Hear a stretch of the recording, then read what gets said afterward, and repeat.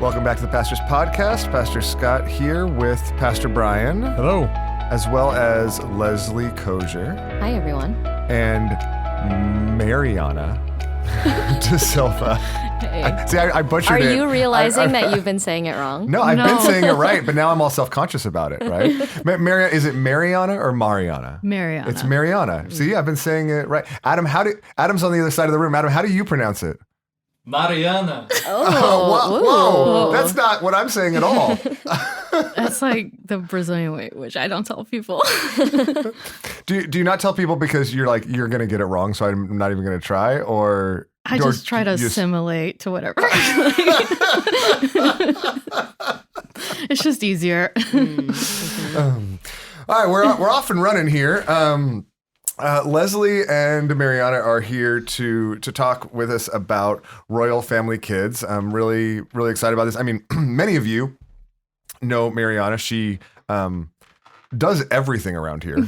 I think it was, what was it, like last weekend? There were like 3 big different programs. We're like Mariana's the touch point. We're like, oh, well, Samaritan's Purse. What do you? Yeah, talk to Mariana. I noticed that on the Royal slides. Family Kids. Oh yeah, talk to Mariana. On Sunday, yeah. It was like every single slide is like email Mariana. Yeah.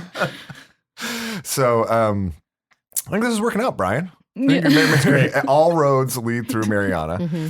So that's why that's not why she's here, because she actually uniquely has a passion and involvement in Royal Family Kids. We're gonna talk about that. But Leslie Kosier is a member of Shalom, longtime member of Cornerstone before Shalom planted. How many years ago now? I think 2. Okay, 2+. Will Easter be? Wait. Oh, I think Easter will be Easter's 3, 3. right? Oh, so plus, yeah. Yeah. Really, like 2 plus. Yeah. Like 3 minus. Yeah. Yeah, that's crazy. Awesome. It is. And when you were here, Leslie, you were the camp director for Royal Family Kids, and now the two of you are co-directing it as we're planning to host a camp this summer, this coming summer. But maybe before we jump into the specifics of that, maybe it's helpful to back up a little bit and just introduce, for those that are unfamiliar, what RFK is and why it exists. RFK being Royal Family Kids, why Royal Family Kids exists and what it does. Yeah, I can jump into that. So for those of you who don't know, Royal Family Kids Camp is a ministry that provides a week-long summer camp designed specifically for foster youth. And so the whole goal of camp is to give them a safe environment where they can just be kids again and help create positive memories, build their self-esteem, and surround them just with Christ followers who commit to praying for them, knowing them, and loving them. And so RFK as an organization really began because, God in numerous places in the Bible calls us towards the weak and the fatherless. And so there are many statistics that I could throw at you about the need and the effects of effects of being pulled away from the home and the experience of abuse and neglect to kids and their future.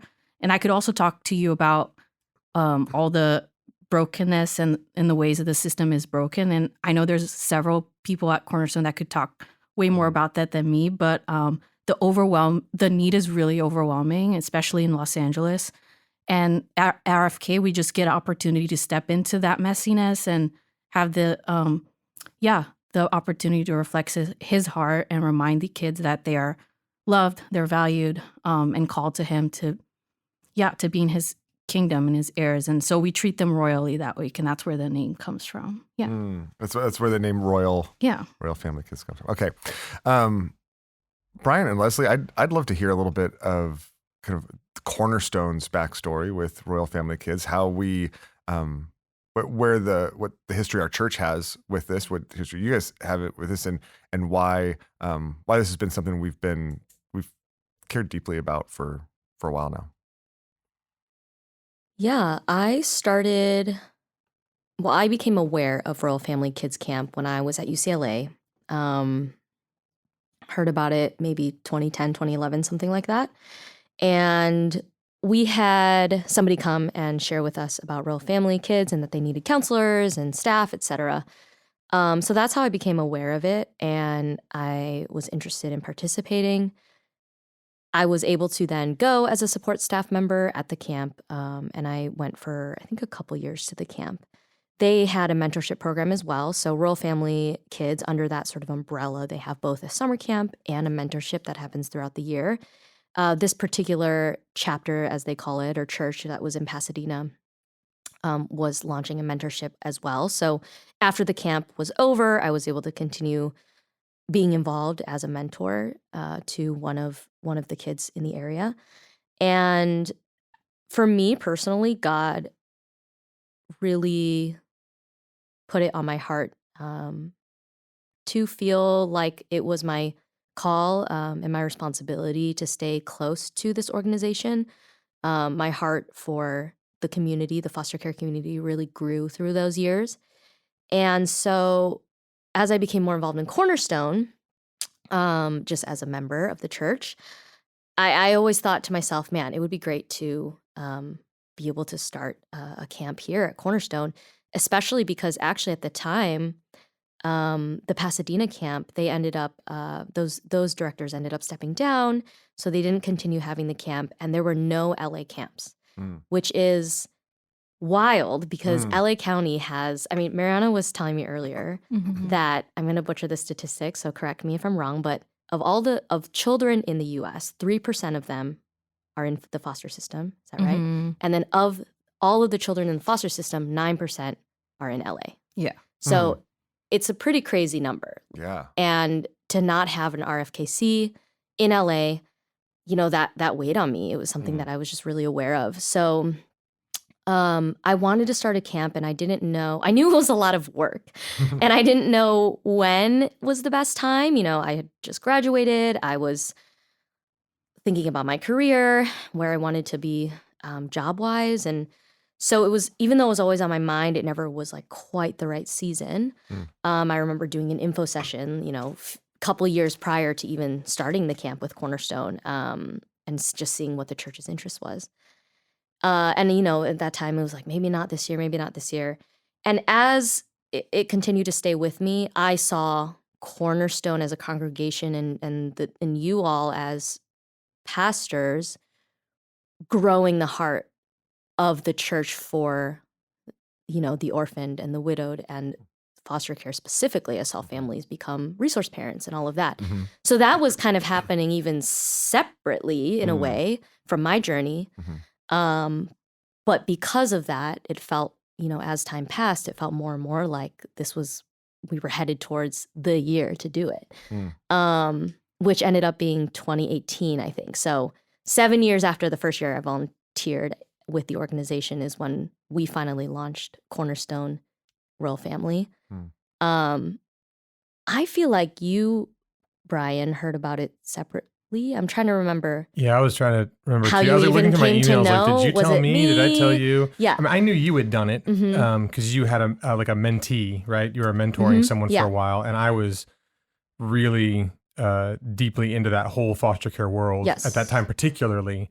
And so I think at some point, you know, I probably heard about it. You had already told me about it, and then one thing led to another. We were finally able to do it because you were really passionate about it.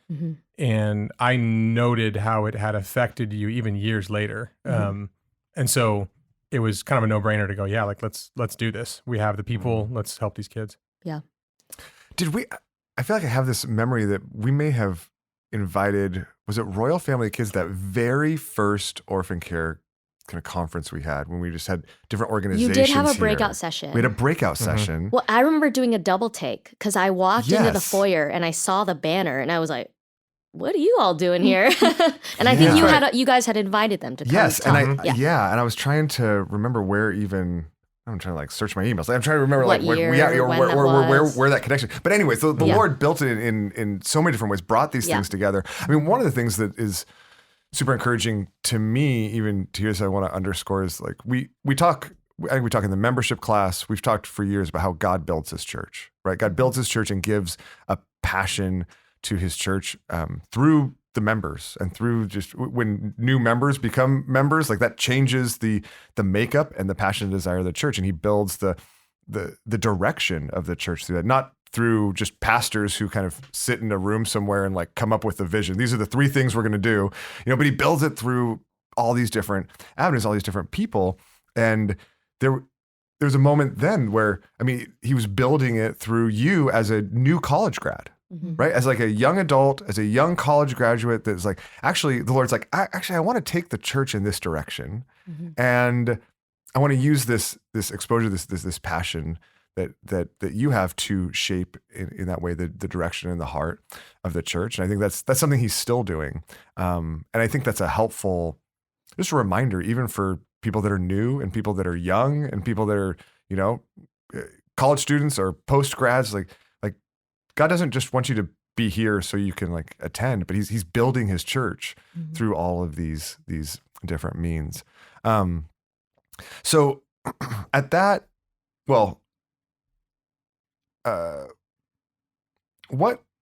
okay, before I ask, I want to ask a little bit about each of your maybe personal journeys, a little bit more about your personal journey with that. But what's the long-term vision for Royal Family Kids? So we talk about a camp. You mentioned mentorship, right? How does that fit together? Are we, and what are we talking about doing this summer? So there's a 2-part answer to that. The first, so with camp, we over the years have been me personally been praying for camp to come back. We took a 4-year hiatus, and just continuously praying for my kids specifically, but for RFK. And I think it was last year when I just in passing conversations started hearing that other people were also having that same desire for it to come back. And so, just side comment to Leslie, like, hey, like, but do you want to bring camp back? And it was like, and then it was like the first time where I had heard a yes from her in a long time. And so that kind of just snowballed into like just more prayer, more talking with the pastors and each other. And so, I think our biggest hesitation was that we need to, if we want camp to come back, we need it for it to be sustainable. And so that meant like more leadership. And so I took the plunge into doing director's training. But even beyond that, we'd love to get a bigger leadership team. And so we're continuously praying for that and hoping maybe people that come this year start feeling that way after camp. And so, we really do want camp to be something that is sustainable and we keep doing throughout the years. And then for mentorship, that's something that, as I was talking about bringing camp back, was always in the back of our mind. We have this big community building.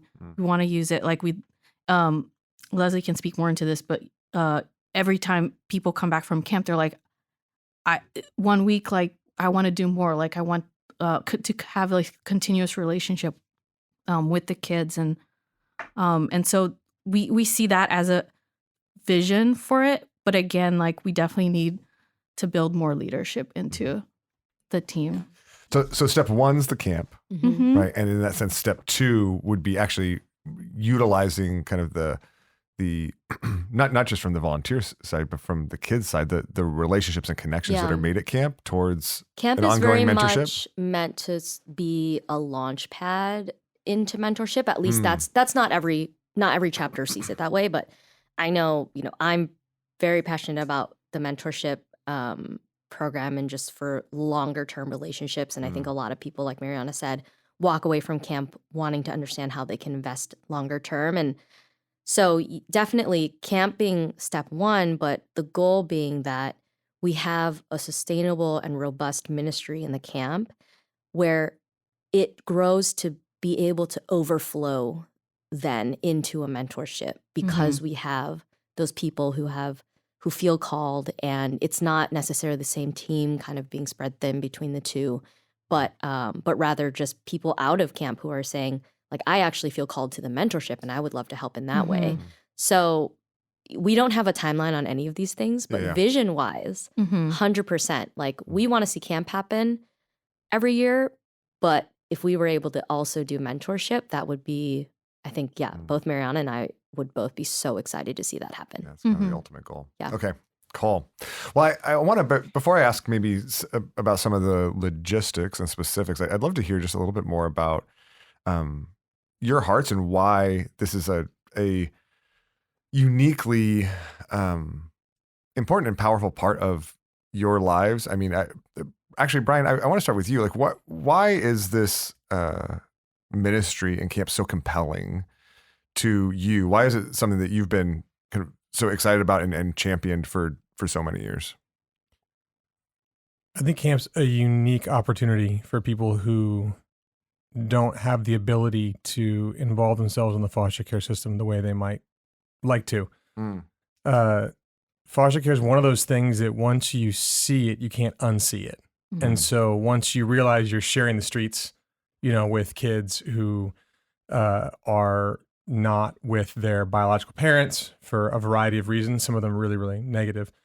One of the first things people say is, how can we help? And certain people can actually become, Leslie used the right phrase, which is resource parents. Some people know it as foster parents, but kind of the technical term is resource parents. And you can bring kids into your home to keep them safe until they can be reunited with their biological family, or until, if that's not possible, they can be adopted. Not everyone has that ability. And yet the needs of these kids for someone to show them an unconditional kind of care and love and to treat them royally, in the camp's turn of phrase, is really, really high. And so the idea that we have people who in a variety of life stages are unable to become resource parents, but can give a week to genuinely shape what kids remember of their childhood, in a childhood that can be marked by negative things, to have a week where they said, I was treated royally there. Like, I experienced love and care from adults. And some of these kids haven't really experienced that the way that other people have. That's just this amazing opportunity that we can't let just like slip through our fingers and let them not have that experience. So to me, that's one of the reasons why camp is so special, and why I get really, really excited about the idea of us bringing it back. So excited you might jump up and down, right? I mean, too soon. Is it? Oh, I thought Brian tore his Achilles. For you at listeners camp out once. there, at Royal Family Kids, because I was First hopping year up and one. down because a resource parent got good news, and I was all excited until I'm sorry. I wasn't. I'm sorry. I didn't mean to poke.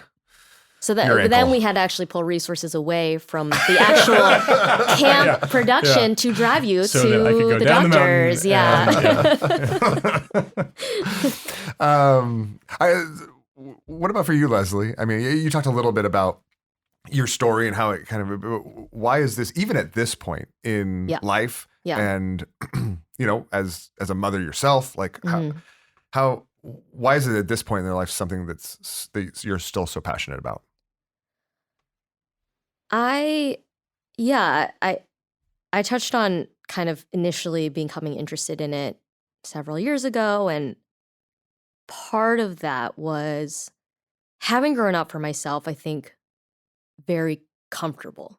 I had a fairly comfortable upbringing, childhood, etc. That being said, my family wasn't perfect, and I experienced brokenness, not in the same way as these children, but I experienced brokenness, and I was that very much impacted for the better by adults, healthy adults who chose to invest in me. And I experienced healing in a lot of those hurts that I had when I was younger through consistent positive relationships with adults, sort of modeling healing for me. And that was initially why I got into that's initially why I was interested in serving foster children, because I thought, I'll just pay it forward. Like, it was simple to me in some ways at that point. Now, 14 or so years later, I feel like it's grown to be so much more than that. For starters, I mean, at exactly what Brian said, like, once you see it, it's hard to unsee it. And I feel that. And I am somebody, because I've grown up fairly comfortably, I very much enjoy comfort, and this makes you deeply uncomfortable. And the Lord has continued to sort of prod at me to weigh my conscience, my spirit, to say, not everyone gets the choice to be comfortable every day. Some people are in circumstances where they have a lot of need, they have a lot of hurt, and they can't just opt out. And so having seen that, I think it makes me want to continue stewarding my blessings well. And one of those is time, my own resources, the ability to give my time to something like this, to invest in it. That has been really important to me. And there's different seasons of involvement. Like we said, we took a 4-year hiatus, and that was, part of that was for myself needing rest. But I always feel that God has been wanting me to stay close to this ministry so that I can, continue giving and sacrificing for it. I think also just seeing how much it can make a difference holistically. I mean, it's not just that the kids get to go have a great week at camp. We're also blessing the families because it can be really hard on some of the parents, just depending on the circumstances. As a mom now, if the in-laws are in town, like, yeah, great. Like I want to go take a break, Yeah. And so I experienced that, a sliver of that. Whereas with, a lot of these families, to be able to bless the parents with, 5 full days, where they can also rest at home is something that I've seen how big of a difference that can make too. So yeah, I think I'm like losing track of what the original question was. So hopefully not getting too off topic. No, it's super helpful. But I guess those are just a bunch of stray thoughts as to why this ministry continues to be really important to me and why I've wanted to stay close with it. Yeah. So thankful for that. And Mariana, I mean, I'd love to hear kind of that perspective from you as someone who I've been really encouraged over the last few years, because this is something like you haven't been willing to let go, right? Yeah. Like we're kind of like, oh, like the church is kind of going on. She's like, no, RFK. Like, no, RFK. Like, what about RFK? What is it about this ministry and where we're headed this year that has made it that you haven't been able to let it go? Yeah. Well, so I feel like I was a little bit thrown into it in some ways, because so I moved out to LA 5.5 years ago, and it was like week 1 or 2. Like, we were still living in an Airbnb, but I was in Leslie's discipleship community, and she was talking about camp every week, and we were praying about camp, and it was like, okay, well, I don't have a job, and I've worked with kids before, so I guess I'll do this. And it wasn't like, I didn't really put much thought into it. Again, how God builds his church, right? It's so cool. And so it was one of those things where I was like, yeah, I love working with kids, but I had no idea what I was walking into. It was very different than regular kids camp or regular children's church. And so, going to training, I started to realize, okay, so this is a lot bigger and a lot more complicated.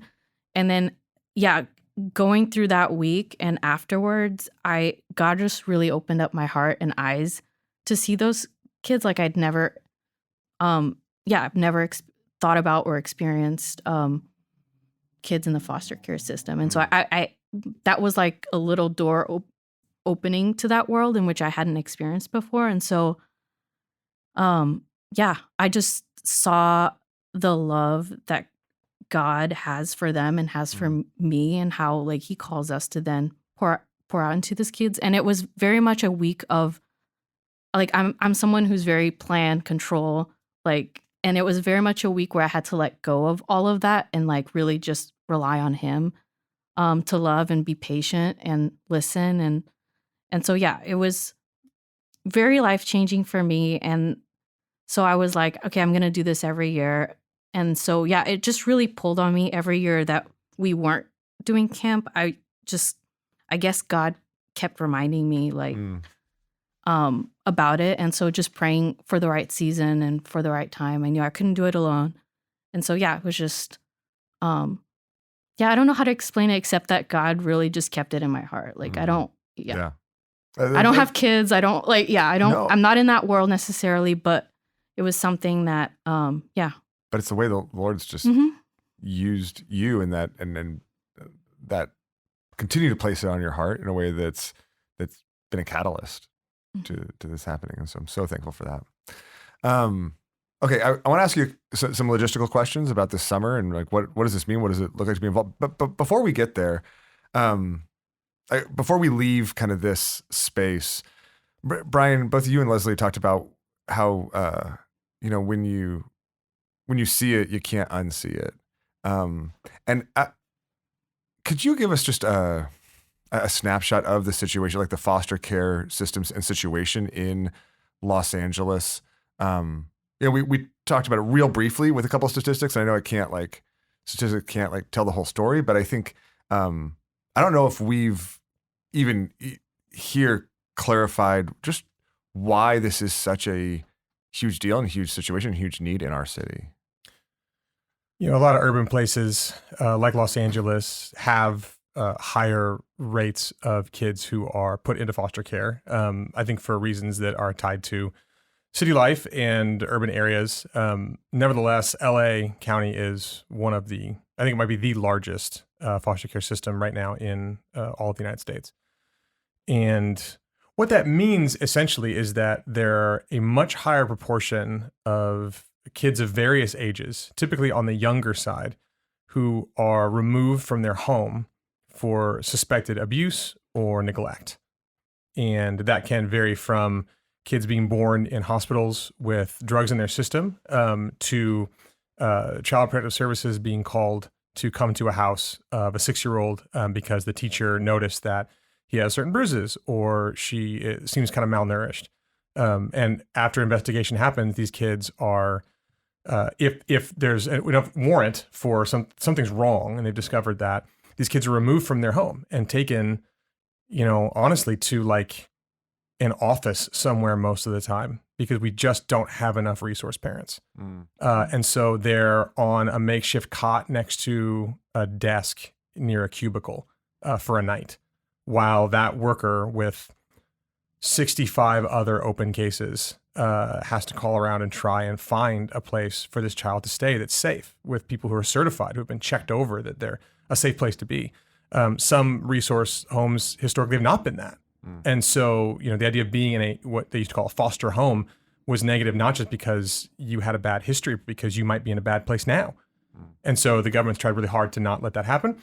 And nevertheless, you can imagine being 4 years old, 2 years old, 6 years old, and a police officer pulls up at school, you get called to the principal's office, and you go in that car and you don't go home. You go to a stranger's house. You don't have your stuff. And so you begin to realize how kind of traumatic just the entire situation is, how high the numbers are. If we have the largest situation in the United States in LA County, that means we have a lot of kids who are in this situation, and it can take 12 months, 18 months, 2 years, 3 years for these cases to be resolved in court where those kids don't have any real stability. There's a lot of questions about how they get visitation with biological relatives that might be safe. And, who knows, for whatever reason, the investigation was started, it was sort of not actually necessary. And that's a traumatic thing for the parents. But sometimes those adults aren't safe. And so they're being put back into that situation. There's so many difficulties these kids face. And they're all over Los Angeles right now. And so you see that and you go, okay, how can I, you immediately just, how can I help with this? How can I make this, how can I reach into those kids' lives in some way? You begin to see why so many people, once they see it, go, part of my life needs to get devoted to this somehow.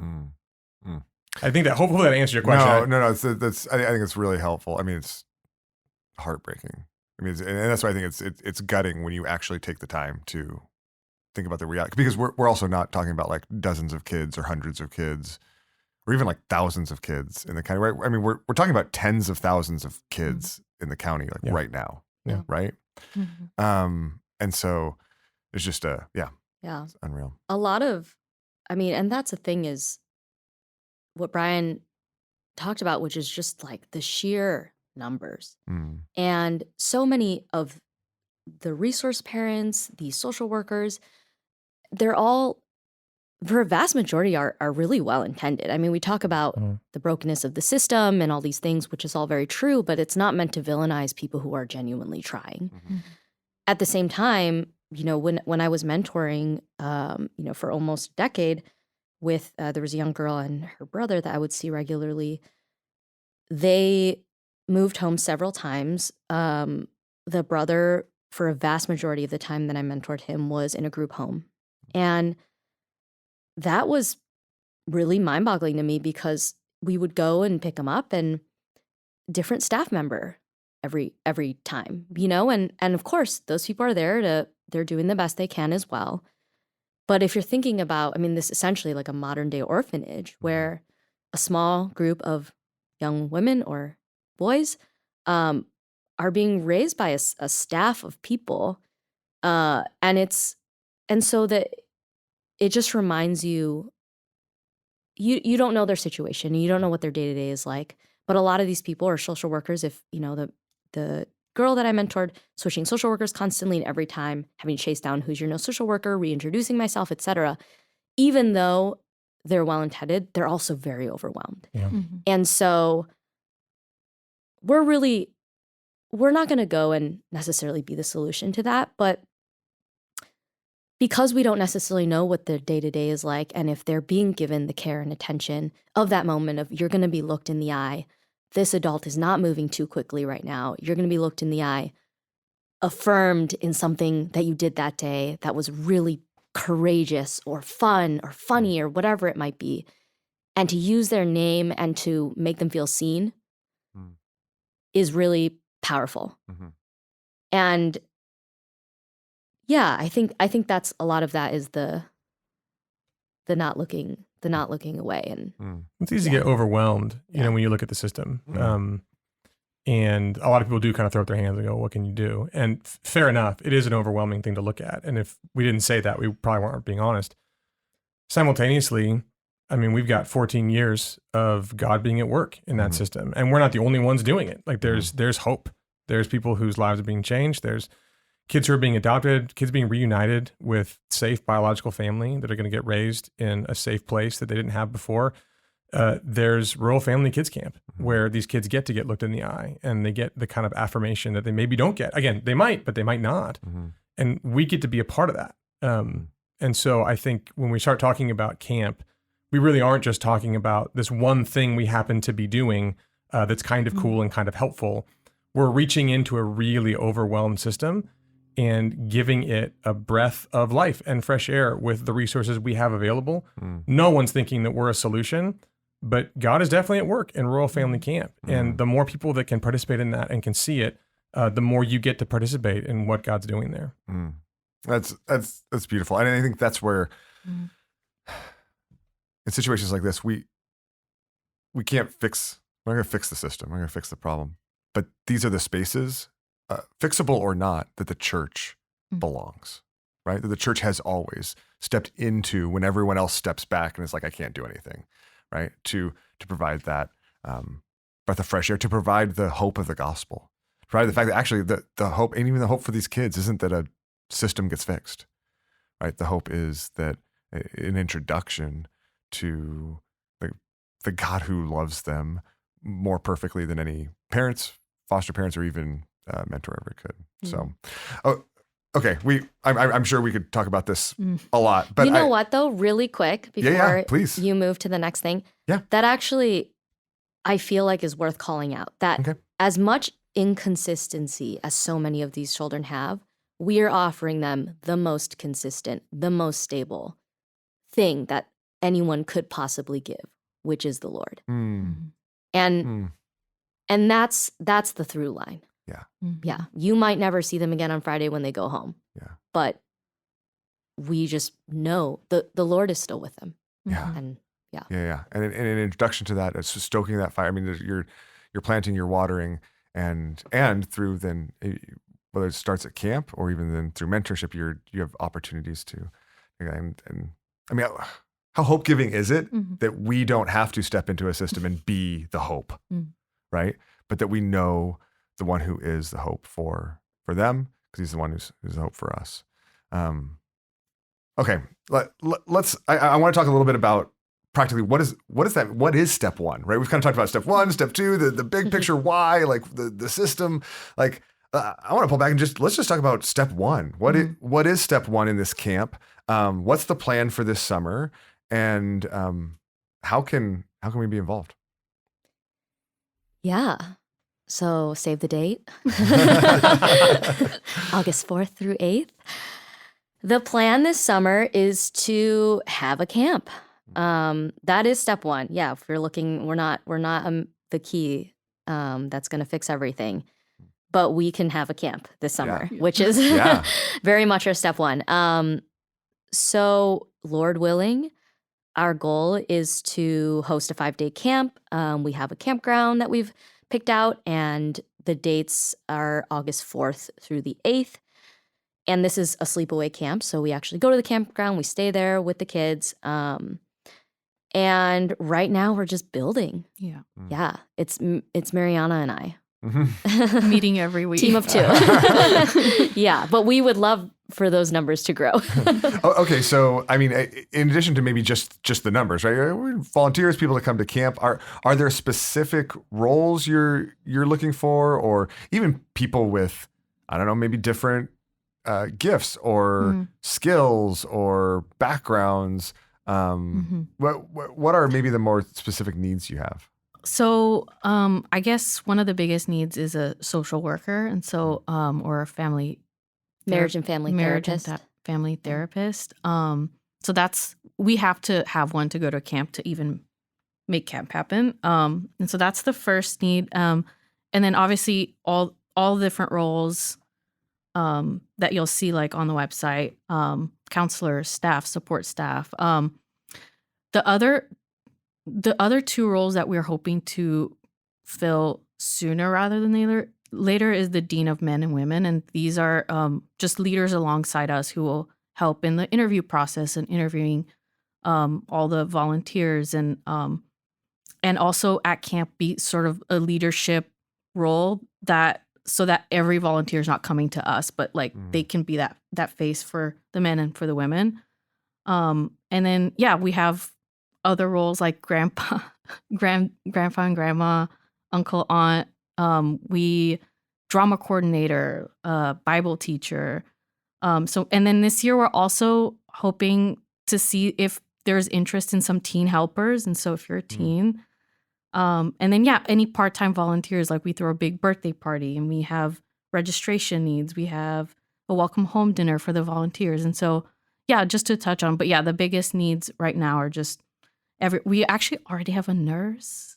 Which is very exciting. Yes. Just like, One check, one box checked. We also have a lot of nurses at Cornerstone, so we were worried about that role. About the nurse role, all right. But for, the part-time volunteer is if somebody can't be there the whole week, they still want to be involved, they can come up for a day or help for half a day or something like that. So we have roles like that can be filled. I mean, overwhelmingly, we do need people that are able to be there Monday through Friday, but or rather Sunday through Friday, if you can go a day early to help set up. And I guess even just at a high level too, for those who are curious, we the volunteers are sort of in these 2 categories. One is counselor, which is you're just there to like be with the kids. That's it. You get a couple campers and you are their counselor. You're a little pod. You do the whole week with them. You are their cheerleader. You don't have anything else to do except keep them safe and help them have fun and all of that. And then the other side of it is the staff. So they're more the production people. And those are a variety. If you're listening to this and you're like, I'm not a woodworker, like I can't do that. I'm not a nurse.